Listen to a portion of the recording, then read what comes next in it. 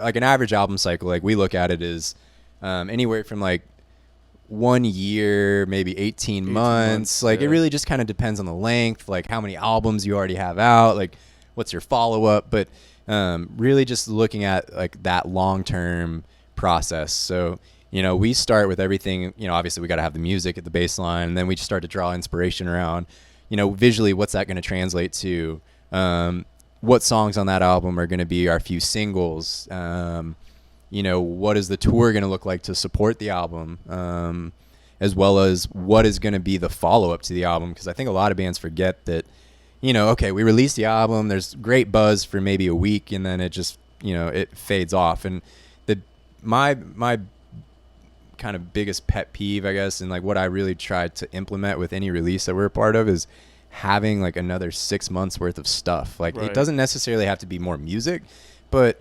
you know, with each of the singles with Honeyhounds in this last album cycle, having you know, a live video that go with it, having you know, like the Oktoberfest footage for some of it. We had plans in place long before the album was ever released of like what was going to come at the end of that cycle or towards the end of that cycle. So you want to just figure out touch points to keep your fans, your consumers, anybody else engaged, because you're going to just waste your time if you don't. Is my opinion. Yeah, it's a wonderful idea. It's like you jumping in the water and you're like, woohoo, I jumped in the water, and you have no way of getting out now. It's like, all right, I didn't think that far ahead. Yeah, exactly. Yeah, you always think, and I think that's what a management company does. That's basically your whole... Yeah, we map out a timeline. We map out like just the ins and outs of like, I mean, at the end of the day, I'm a project manager, you know, for everything. So it's like project management really is just the management of timelines, designing those timelines and executing them and making sure that things stay on, you know, in order and on time, which it never does. But,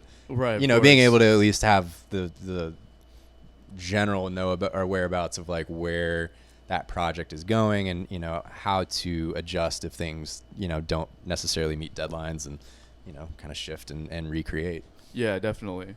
Damage control and all that stuff is definitely a troubleshooting issues. That's a huge part of the whole thing. It's just like building a house. You always know it's going to take twice as long to do it. Right. Exactly. Twice as much money, too. So always give yourself twice as much time for an album. Exactly. Backlogging content is a huge thing that I'm very big on with the band, is just making sure so when you have downtimes like this, it's like you're not just sitting there with nothing to do and become like, you know, just a thought, like an afterthought. You know, you want to make sure you're staying relevant and the whole thing. So for any bands out there, a huge thing is backlogging your content. Don't like blow your load all at once.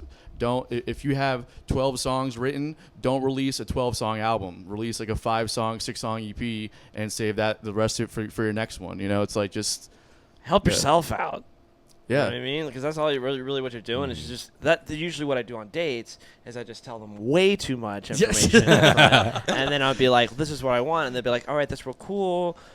Maybe next time. Billy blows his load way too soon on dates in every sense of the word. Yeah, right? Just don't get too excited. Don't get too excited. Don't get too excited. You know. You gotta kind of manage those feelings and slow roll. Because some people, you know, they just get all those videos and then they're like, all right, day 1, 2, 3, 4, 5, and then you know you got to think like, I mean, what do you guys think? Like with videos or a single, let's say. I think singles have like a 30-day lifespan and hopefully more, but like 30-day lifespan if you can do it correctly of like the release, maybe like a follow-up acoustic video, and you know, I think you typically see your listener viewership, whatever it is, kind of start to trickle off, unless other things start to play in your favor. But I think you got to think about that when you're planning your releases. Is like when we were doing our lead up to the album releases, we did, I want to say it was every 3 weeks. So like every third Friday, right, we had we had the new single release, and then the following Friday we'd have or the following Wednesday or whatever it was, we'd have the video release. And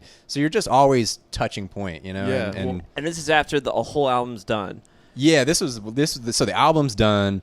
You know, we might be working on little tweaks here or there with the mastering and mixing, mastering, or whatever it is, like small things. Like you want to save it that kind of month buffer before the album to just fine tune a few things. Of course. And it's advertisement more than anything too, and then you can kind of see whether or not, you know, it's going to be good. You got to build momentum. You know, you got to build the momentum. You got to get people interested, and then, you know, that. And 30 days is, if you're doing it right, then I'd say you have a 30-day lifespan on a single. You know, but like if you're not doing it right at all, if you're just releasing a single or making You might a have post 3 about it, hours. I mean, if anybody sees it at all, and that's if you have Exactly. a big following, it might last a couple hours, So that was something that I realized that you guys were doing.